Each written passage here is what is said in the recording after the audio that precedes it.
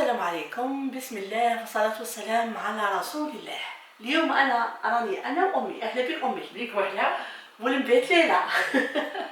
اليوم الوصفة اللي حنحطوها أنا وأمي اليوم ربي يحفظها هي مقبلة البطاطا الجميدة.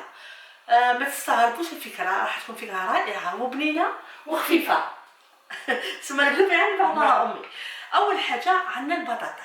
هنا درت أمي كيلو بطاطا قشرته غسلته قطعته ورايحة نحطوه يفور. لازم تفور مليح. من جهة أخرى وفي مقلاة راح عندي أنا 4 ولا 3 لسان تاع فلفل حلو هاهم، وعندي 2 لسان حارين راح نحطوهم في المقلاة. زايدين من بعد نكردو تعرفوش عليه. عندي أيضا أمي 4 مغارف زيت، هذا تقريبا فنجان فوق النص فوالا سما نقولوا فنجان غربة بالتحديد. عندنا ايضا امي مغرفه تاع زبده راح تمد طعمه لهذا الخليط. وعندنا ايضا امي نربحو كل ان شاء الله كيما تقول امي. هاو الخليط والله هاو الملح عفوا. راح نديرو الملح مكثر شويه كما يقولوا الناس بكري المليحه من القبيحه المساسه من السياسه. عندنا شويه فلفل الكحل ما نكثروش.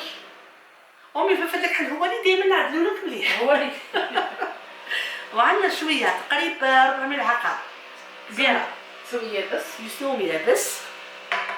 وعندنا شويه نتاع الكزبر ها تقريبا نصف ملعقه كزبر. امي نعم حطينا البطاطا تفور وحطينا الفلفل هو والحار يتقلاو وعندنا نص تقليه ونزيدو لهم حبه بصله. هذه حبه بصل متوسطه ها نقطعها شرائح. علاه انا ما حطيتش البصل مع الفلفل الحلو على خاطر البصل تنفمي طيبه امي ويروح للاحتراق والحلو شوي قاسي وحنا نسحقوا هذه الخلطه هذه نسحقوها طيبه تماما فوالا. وعندنا ايضا 3 سنات ثوم ندعموا بهم ثوم الغبره هكذا يعطيك الصح. نخلطوا جيدا ونخليو كل شيء يطيب. امي نعم بعد ما فورنا البطاطا ومعسناها وعقبناها في الصفيه. هنا كما قلت لكم امي كما عسناها عقبناها في صفيها باه تجينا رطبه وليس كيما راكم تشوفوا. دابا واش نزيد عليها شويه نربحوا كل شويه فلفل الكحل نقص كثرت شويه ثوم حوالي نصف ملعقه صغيره ثوم يبس وملح ونخلطوا جيدا. هذا ما نديرو فيها هذا شوف الله يبارك. هنا بالنسبه لافارس بعد ما طيبناها نحينا هذاك الماء كامل اللي طلقيته. لازم يتبخر الماء امي. كي يتبخر الماء نولي نصفيوها من الزيت اللي بقى فيها كيما قلت لكم نسحقوها شيح ما فيها حتى قطره زيت ولا قطره ماء. قلت نزيدو لها كاضافه اخيره راح نزيدو لها شويه معدنوس نديرو كميه لاباس بها اللي قطعتيها نتيا. قطعته انا امي ونخلطو جيدا. امي نعم بعد ما دوزنا البطاطا ودرنا المعدنوس في لافارس وذوقا واش نديرو وكنحلو البطاطا تاعنا. اولا امي قبل نحلوها جبنا البابي فيلم فرشناه فوق سطح العمل ونبداو نحلو البطاطا. بسم الله نصبوا امي لافارس. الريحه راهي تنفنف الله عليها راح تجي احلى مقبله باذن الله. صافي لازمها شريبه. لازم نحيو الزايد ونفرشوه على كامل السطح. نلقاو واش ندير كلمسه اخيره راح ندير الجبن.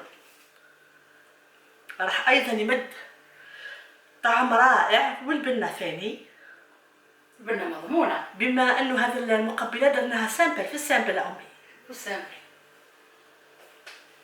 هذا نفرزعوا الفرماج باه كامل السطح يدي حقه. بسم الله نبدا الروي كما راكم تشوفون نرصوا السطح باه تجيني المقبله تاعي مشبوحه ولا مرصوصه مليح. ونبداو نروليو. فوالا يعطيك الصح. نزيدو نلمو الكوتي هذا ونروليو ونحكمو هنايا. نديرو البودان تاعي نزيروه كيما نقولوا ونحطوه. ما نحطوهش هكذاك في المجمد، لازم نحطوه في بلاطو ولا باش ما يعوجش، ونحطوه مباشره في المجمد. البطاطا تاعنا بعد ما كونجيناها امي خرجناها من الكونجيلاتور وقصيناها شرائح كما راكم تشوفوا. هاي البطاطا تبقى على السريع وهي جامده نغمسوها في الفرينه. نزيدو في البيض. البيض هنا درتلو شويه ملح وشويه فلفل كحل وضربته باش ما يجينيش صامت. مباشره في الشابلور ونروحوا امي نقليوها. دونك حنا نزربو باه نروحوا نقليو. بعد ما امي ما درنا لا شابلور والفرينه والبيض للبطاطا تاعنا، بقى مباشره في زيت سخون نقليوها. بسم الله. نطيبوها من الجهات الكل. لازم تجي حمرة تشهي لازم. امي مقبله البطاطا الجامده راهي واجده الله يبارك. بعد ما قليناها وراهي محمرة تشهي، حطيناها في صحن تقديم ومحمره كما قالت امي تشهي. البنه راح تكون عالميه. لازم. البنه تاع امي دائما عالميه. انا هنا نحز معكم وحده ونقسموها باه نشوفوا القوام تاعها من الداخل. بسم الله بسم الله. شوفوا الله يبارك. شوفوا الله يبارك. شوفوا لا فارس. شوفوا كلش دنكو ما شاء الله.